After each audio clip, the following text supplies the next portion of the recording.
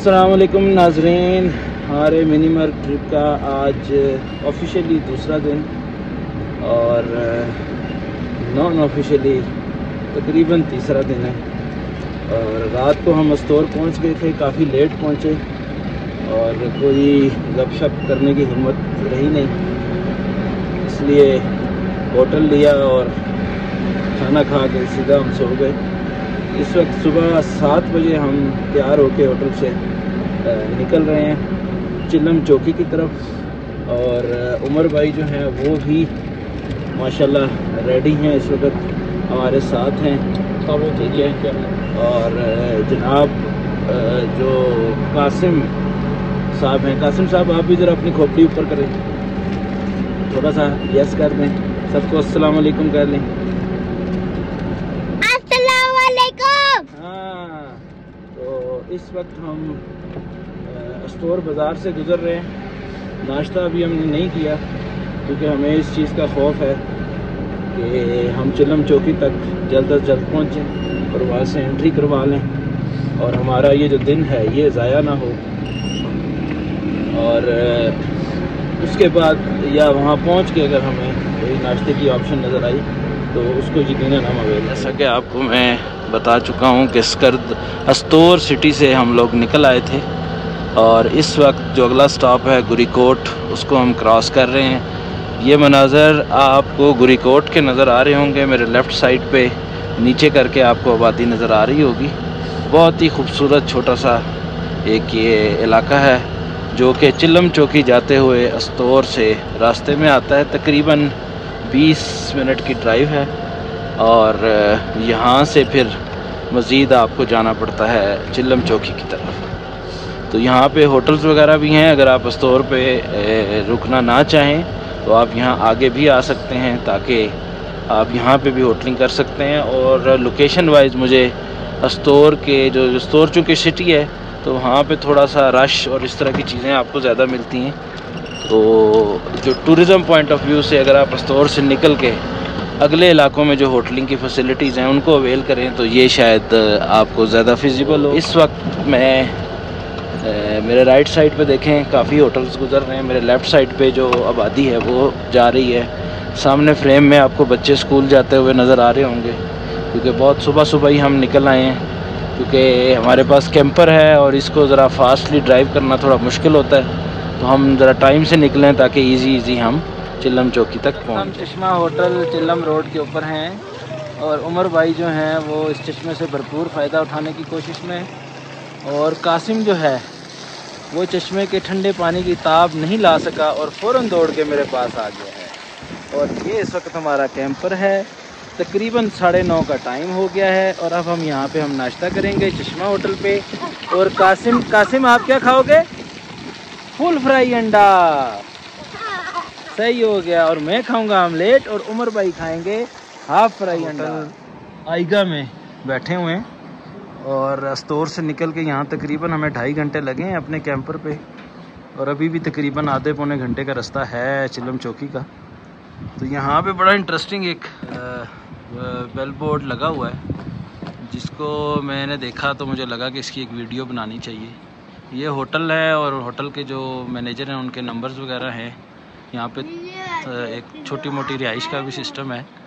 तो इस वीडियो में अगर आप देखें तो अस्तोर वैली के तमाम मेन पॉइंट्स का इस होटल से डिस्टेंस जो है वो बताया गया है।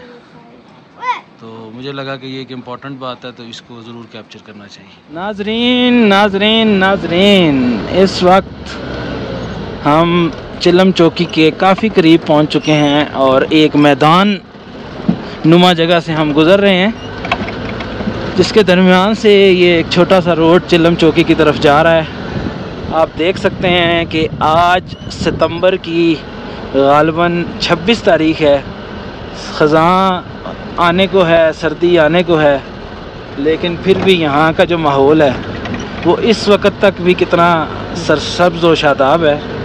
और जो है राइट लेफ़्ट के पहाड़, सूरज की ये किरणें और ये खूबसूरती, इसका अपना ही लेवल है।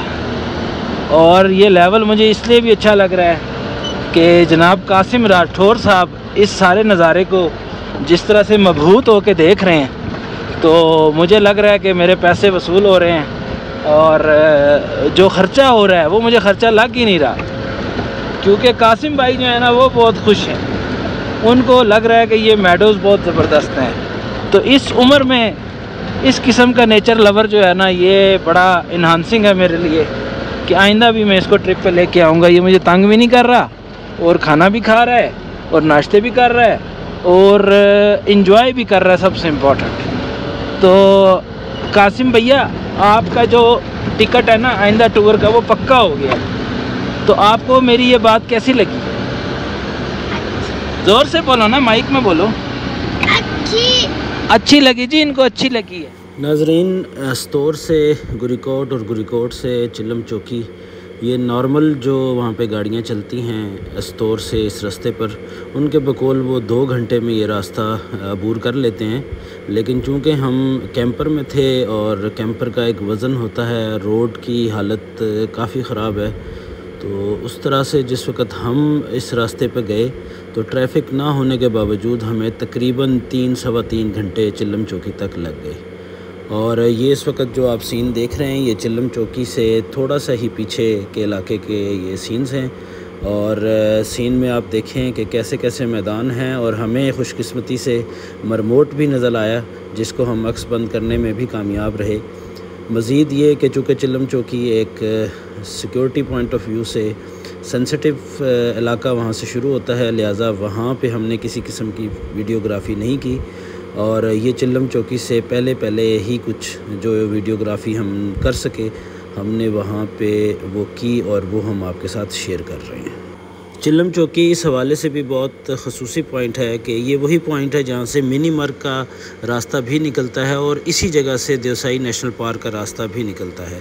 जो लोग अस्तोर से स्कर्दू की तरफ रुख करके देवसाई नेशनल पार्क को विज़िट करना चाहते हैं, उनको भी पहले चिल्लम चौकी ही आना पड़ता है और यहाँ से अपनी एंट्री करवा कर देवसाई नेशनल पार्क के लिए एंट्री लेनी। बुर्ज़िल टॉप के थोड़ा सा पीछे हैं, और बुर्ज़िल टॉप से पहले और चिल्लम चौकी के बाद एक छोटी सी चौकी और आती है जहाँ पे आपको एंट्री करवानी पड़ती है।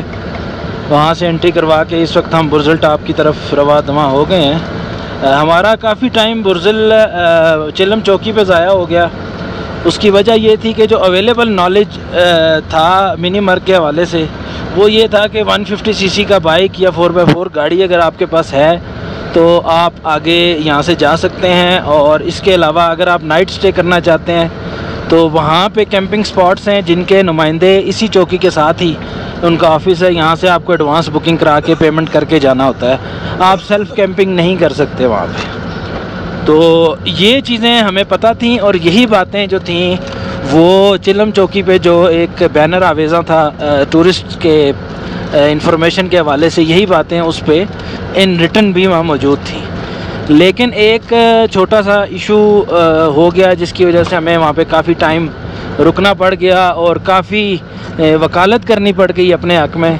वो ये था कि हमारी गाड़ी भी 4x4 थी और हमने बुकिंग भी करवाई थी और पेमेंट भी करवा ली थी। लेकिन उनका कंसर्न ये था कि चूँकि आप एक कैंपर वैन लेके आ रहे हैं और कैंपर वैन में हमें शक है कि आप कहीं राइट लेफ़्ट पे जाके अपनी मर्ज़ी से कैंपिंग करेंगे, और सेल्फ़ कैंपिंग क्योंकि अलाउ नहीं है, लिहाजा इस ख़तरे के पेश नज़र हम आपको अलाउ नहीं कर सकते। और वहाँ एक साहब थे जिन्होंने बड़ा क्लियरली बोल दिया कि कैंपिंग वैन्स को यहाँ से हम आगे अलाउ नहीं कर सकते, और जो सामने बैनर आवेज़ हैं उसके ऊपर भी ये बात लिखी है। तो जब हमने उस बैनर को दोबारा गौर से पढ़ा तो उस पर ऐसी कोई बात नहीं लिखी हुई थी।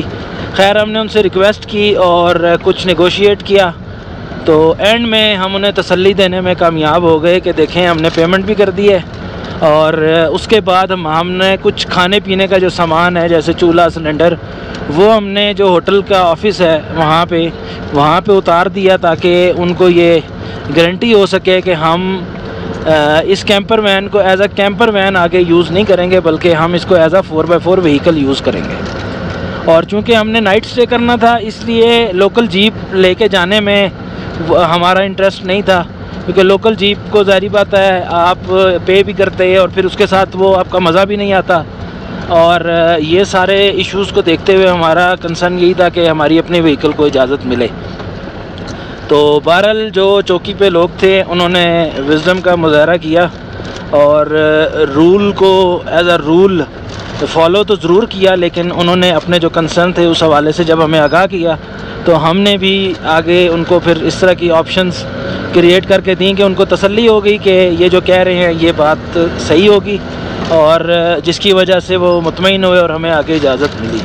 तो लिहाजा ये चीज़ आप को किसी भी वीडियो में और कंसर्न इंफॉर्मेशन सेंटर में ये बात नहीं मिलेगी, इसलिए कि कैंपर वैन्स पाकिस्तान में हैं ही कोई 3 4 5, तो उसमें ये बात शायद नहीं पहुंच सकी लोगों तक कि कैंपर वैन के हवाले से यहाँ पे ये इशू होता है। और जो भी बंदा ऐसी गाड़ी लेके आता है जिसमें सोने की कोई फैसिलिटी या खाने पकाने का कोई सेटअप मौजूद है, वो यहाँ से ये आगे नहीं लेके जाने देते।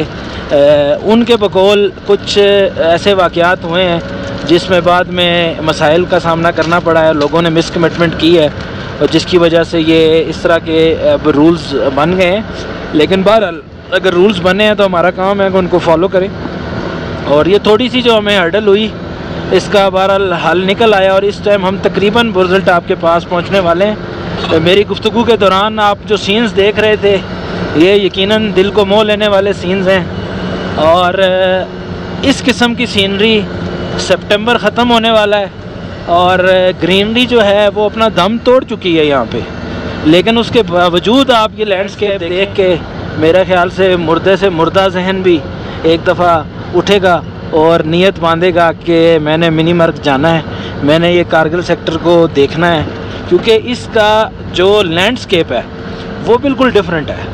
आप नीलम चले जाएं, आप किसी और टूरिस्ट स्पॉट पे चले जाएं, ये उन सब का कॉम्बो है। यहाँ पे आपको लैंडस्केप मिलेगा, यहाँ पे आपको पानी मिलेगा, यहाँ पे आपको ऊंचे पहाड़ मिलेंगे और सब चीज़ें आपको इस रास्ते के ऊपर यकजा मिलेंगी। चूँकि ये एक बहुत सेंसिटिव बॉर्डर एरिया है, इस वजह से यहाँ पे थोड़ी सी सिक्योरिटी पॉइंट ऑफ व्यू से हर्डल्स आपको यकीनन आती हैं, लेकिन वो हमारे भले के लिए हैं और आप उनको इंतज़ामी मामलात समझ के दरगुज़र किया करें और इन चीज़ों पे हाइपर होना। और अक्सर मैं देखता हूँ कि लोगों को जब सिक्योरिटी चेक पोस्ट पे लोग रोकते हैं और वो बेसिकली अपनी ड्यूटी पूरी कर रहे होते हैं तो वो इस चीज़ से चिढ़ जाते हैं और अजीबो-गरीब जो हैं वो दलाइल देने की कोशिश करते हैं, बजाय ये कि वो रूल को समझें और वो ये समझें कि ये रूल्स क्यों बनाए गए हैं और हमने उन रूल्स के साथ कैसे अपने आप को एडजस्ट करना है और कैसे हमने अगर कोई कमी कोताही है हमारी तरफ से तो उसको बैलेंस करना है। ठीक है, यहाँ पे जो लोग होते हैं भले वो फोर्सेस के लोग हों या सिविल इंतज़ामिया हो, वो इस इलाके को बेहतर समझते हैं और इसी वजह से मैं समझता हूँ कि उन्होंने अगर कोई रूल्स बना दिए तो हमें उन रूल्स को फॉलो करना चाहिए। बहरहाल जी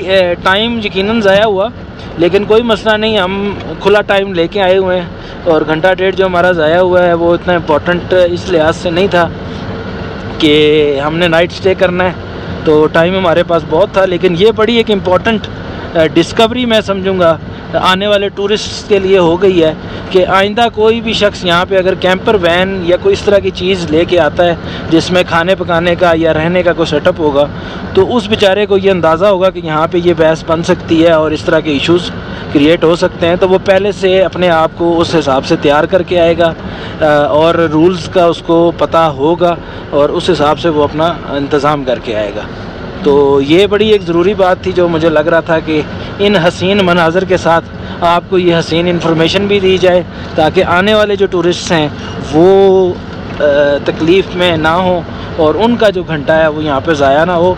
इस सारी गुफ्तगू के अलावा मैंने कुछ शिकायत भी सुनी थी कुछ टूरिस्ट से कि जी यहाँ पे इश्यूज़ होते हैं, लेकिन मैंने ये देखा कि यहाँ पे जो लोग हैं वो माशाल्लाह बहुत ही कोऑपरेटिव हैं और बहुत ही मतलब मिलनसार हैं और उन्होंने बड़े अच्छे तरीके से हमसे गुफ्तगू की और जो हमने उस गुफ्तगू के रिप्लाइज़ दिए उनको उन्होंने बड़ा तहम्मुल से सुना और कोशिश की कि वो उसका कोई रिज़ल्ट निकाल सकें। तो इस हवाले से मुझे तो बड़ा इत्मीनान हुआ और आप लोग भी इत्मीनान रखें, मिनी मर्ग आएँ और किसी किस्म का डर खौफ अपने जहन में ना रखें और पहली फ़ुर्सत में आप यहाँ पे आएँ। बाकी आगे के सीन्स अभी हम आपको दिखाते हैं, जो थोड़ी बहुत मोटिवेशन है वो इंशाल्लाह आगे के सीन्स देख के भी हो जाएगी और मुझे उम्मीद है कि अब तो सीज़न ऑफ होने वाला है लेकिन नेक्स्ट सीज़न में पूरा पाकिस्तान मिनी मर्ग में जो है वो उमड़ के आएगा और इस जगह को रौनक बख्शेगा। जिंदाबाद कश्मीर, जिंदाबाद।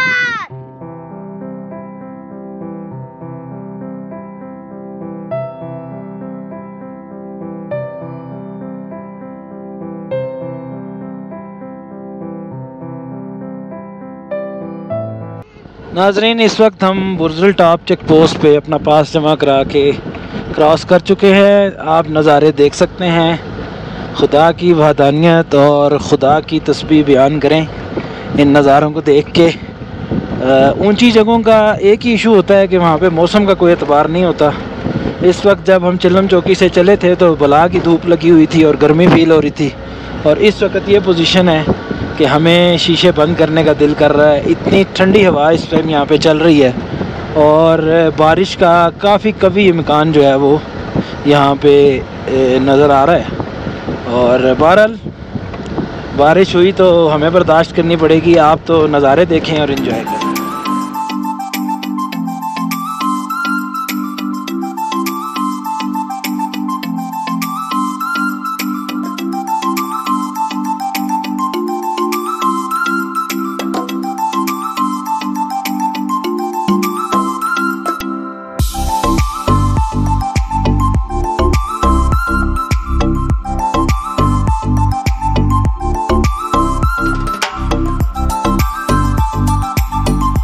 हम मिनी मर्ग में अपने आईडी कार्ड जमा करवा के और दोमेल की तरफ निकल चुके हैं।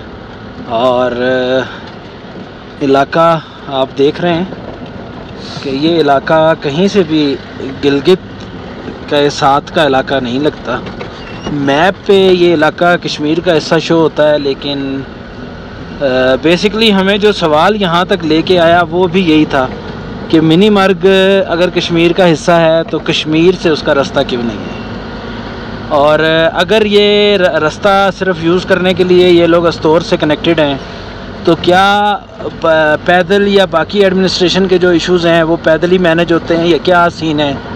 क्योंकि हमने जब भी किसी से पूछा तो कश्मीर वाले जो भी लोग हमें मिले उन्होंने हमें यही जवाब दिया कि जी वो कश्मीर का हिस्सा है। और अगर गिलगित वाले लोग मिले तो उन्होंने कहा कि नहीं, ये अस्तोर ज़िले का हिस्सा है।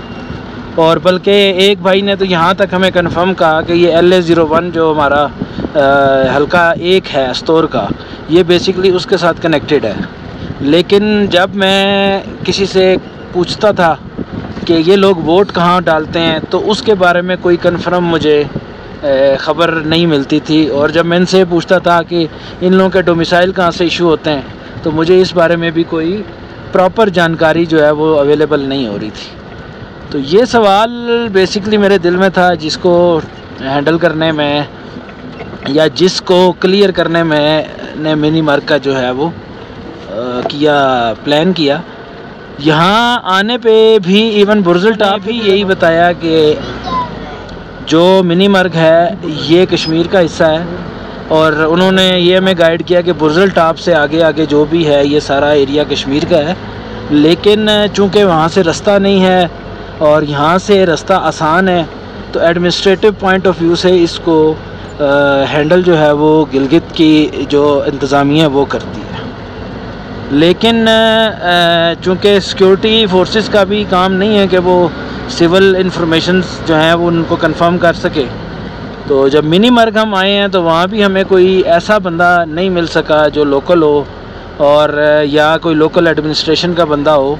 लेकिन वहाँ पे हमें एक बोर्ड ज़रूर नज़र आया, जो बोर्ड था बेसिकली मिनी मर्ग स्कूल का, और उस स्कूल के ऊपर GB गवर्नमेंट का जो निशान है वो बना हुआ था। तो जिससे मेरा ख़्याल है कि मुझे मेरे सवाल का जवाब मिल गया कि ये जितना भी इलाका है ये GB गवर्नमेंट के अंडर है और वो ही इसको हैंडल करते हैं।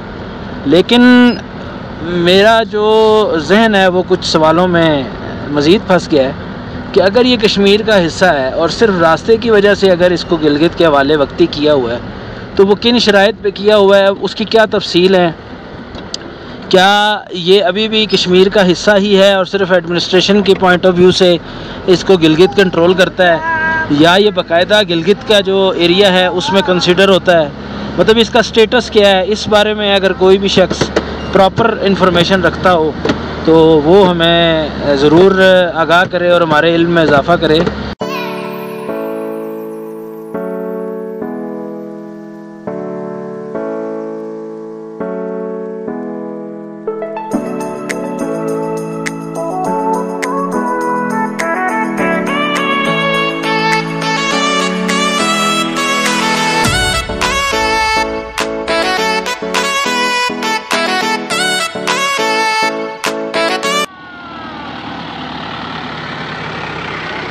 जिंदाबाद कश्मीर पाइंदाबाद। अस्सलाम वालेकुम नाजरीन, इस वक्त हम रेनबो लेक के बिल्कुल पास आ चुके हैं। रेनबो लेक किसी भी वक्त आपको कैमरे के फ्रेम में नज़र आ सकती है।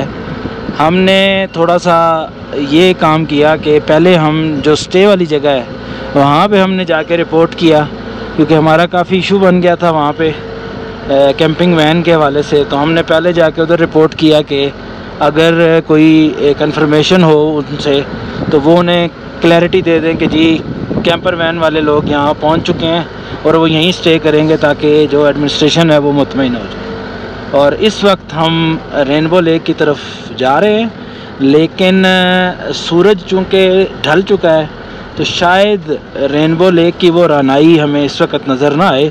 लेकिन चूँकि हमसे सब्र नहीं हो रहा, इस वक्त 586 किलोमीटर्स में चल चुका हूँ अपनी शॉप एलिगेंट इलेक्ट्रॉनिक्स बाराकऊ से रेनबो लेक को देखने के लिए। तो हमने यही फ़ैसला किया है कि हम रेनबो लेक को इसी वक्त देखेंगे और सुबह जब सूरज दोबारा अपनी किरणों के साथ यहाँ पे जलवा अफरोज़ होगा तो दोबारा एक दफ़ा आके इसको देखेंगे कि लाइट के साथ और बग़ैर सूरज के और सूरज के बग़ैर दोनों शेड्स इस लेक के हम इंशाल्लाह देखेंगे और दोनों शेड्स आपके साथ शेयर करेंगे। तो इस वक्त आपको कैमरे की फ्रेम में कुछ हट्स नज़र आ रहे हैं। ये हट्स जो हैं रेनबो लेक के मज़ाफ़ात में बने हुए हैं और जहाँ पे टूरिस्ट खाना वगैरह खाते हैं। और सामने जो गाड़ियाँ आपको नज़र आ रही हैं ये सारी की सारी टूरिज़म वालों की गाड़ियाँ हैं। हमारी तरह जो टूरिस्ट आए हैं वो उनकी गाड़ियाँ हैं। अब ये अंदाज़ा नहीं है कि ये यहाँ पे नाइट स्टे है या वापस जाएंगे, लेकिन जो टाइम हो गया उससे यही अंदाज़ा लगता है कि ये सारे नाइट स्टे वाले होंगे, क्योंकि जो डेली विज़िटर्स होते हैं उनके लिए ज़रूरी है कि वो 5 से 6 बजे के दरमियान चिल्लम चौकी पे वापस पहुँचे। तो इस वक्त टाइम 4 बज चुका है और मुझे नहीं लगता कि ये लोग वापस जाने वाले हैं, वरना ये इससे पहले वापस जा चुके हैं।